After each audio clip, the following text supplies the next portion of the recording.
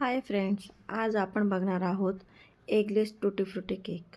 इतका सुंदर असा तो असा स्पॉन्जी केक होतो की बस. चला तर मग आता आपण बघूयात रेसिपी. त्यासाठी आपल्याला लागणार आहे टुटी फ्रुटी, ज्या पपईच्या बीजपासून बनलेल्या असतात. त्यानंतर मैदा, त्याच्यावर थोडासा मैदा पेरून ठेवायचा आहे व तो व्यवस्थित असा मिक्स करून घ्यायचा आहे. अगदी 2 चमचे मैदा, की जेणेकरून त्याचं तेला पाणी सुटणार नाही आणि जेणेकरून आपण ज्यावेळेस ते टाकू त्यावेळेस त्या खाली बसून राहणार नाहीत चेरीज, त्यासाठी. त्यानंतर एक बाउलमध्ये बटर घ्यायचं आहे, अर्धा कप बटर. ते असं छान असं मिक्सीमध्ये किंवा हाताने फेटून घ्यायचं आहे. असं व्यवस्थित ते फेटल्यानंतर जवळजवळ 2 ते 3 मिनिट त्याला छान असं फेटून घ्यायचं आहे, जेणेकरून त्याच्यामध्ये हवा जाऊन ते थोडं लाईट होतं, हलकंसं म्हणजे सॉफ्ट होतं. त्यानंतर हे छान असं फेटून त्याला येलो कलर आलेला आहे व त्यानंतर आता त्याच्यात आपल्याला अर्धा कप साखर ॲड करायची आहे व ती साखरसुद्धा व्यवस्थित असं 2 ते 3 मिनिट फेटून घ्यायची आहे व साखर ही व्यवस्थित मिक्स होईपर्यंत आपल्याला फेटून घ्यायची आहे, की जेणेकरून आपला जो केक आहे तो फ्लफी होणार आहे. असं छान पद्धतीने मी व्यवस्थित फेटून घेतलेलं आहे आणि त्याला उलट साईडने फेटायचं नाही आहे, जे आपण एकच डायरेक्शनने त्याला फेटायचं आहे. व जेवढं तुम्ही जास्तीत जास्त फेटणार तेवढं ते मिश्रण आहे ते लाईट आणि हलकं होत जाणार आहे. अशा प्रकारे बघा आपलं मिश्रण हलकं झालेलं आहे.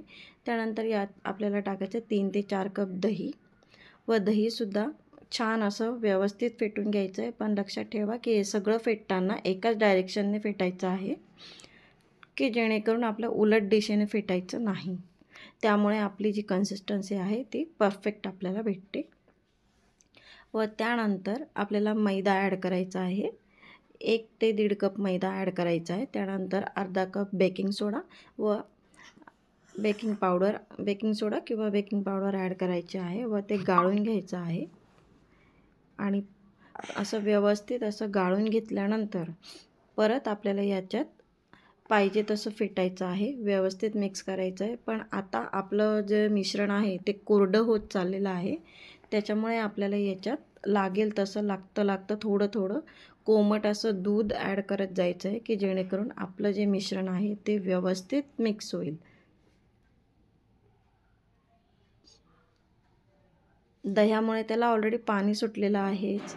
जर कधी गरज पडली तरच दूध ॲड करायचं आहे. त्याच्यानंतर आपल्याला टुटी फ्रुटी ज्या आपण मिक्स करून ठेवल्या होत्या मैद्यामध्ये त्या टाकायच्या आहे व त्या व्यवस्थित अशा मिक्स करायच्या आहे. आता आपल्याला इथे दुधाची गरज पडलेली नाही आहे, पण जर दूध लागलं तर आपण ॲड करू शकतो.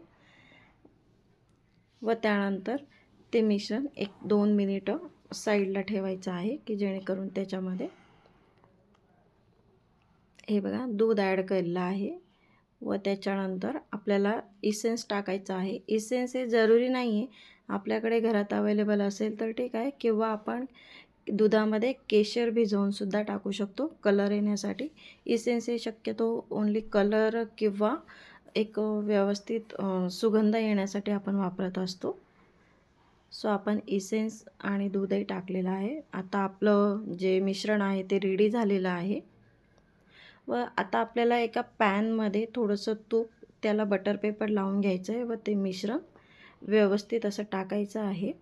लक्षात ठेवा, मिश्रण टाकल्यावर आपल्याला कोणत्याही प्रकारे त्याला जो आपला डब्बा असतो किंवा जे बाऊल असतं त्याला असं ठोकायचं नाही आहे. जस्ट ओन्ली वरतून सपाट सेट करायचं आहे, बस तेवढंच. ओके. त्याच्यानंतर आपल्याला डेकोरेशनसाठी जर काही चेरी असेल तर त्या चेरी आपण टाकू शकतो